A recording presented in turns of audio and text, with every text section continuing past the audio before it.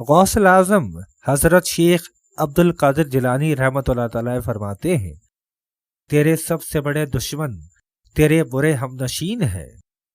غوث اعظم حضرت شیخ عبد القادر جیلانی رحمۃ اللہ تعالی فرماتے ہیں، عمل بے اخلاص اور قول بے عمل ناقابل قبول ہیں۔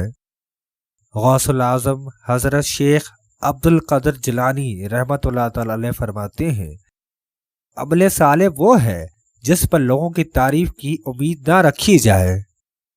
غوث اعظم حضرت شیخ عبد القادر جیلانی رحمۃ اللہ تعالی فرماتے ہیں، شروع کرنا تیرا کام ہے اور تکمیل کرنا خدا کا کام ہے۔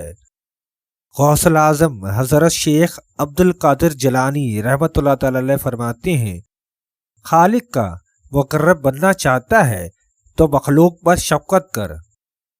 غوث اعظم حضرت شیخ عبد القادر جیلانی رحمۃ اللہ تعالی فرماتے ہیں، بدگمانی تمام فائدوں کو بند کر دیتی ہے۔ غوث اعظم حضرت شیخ عبد القادر جیلانی رحمۃ اللہ تعالی فرماتے ہیں، تنہا شخص محفوظ ہے اور ہر گناہ کی تکمیل دو سے ہوتی ہے۔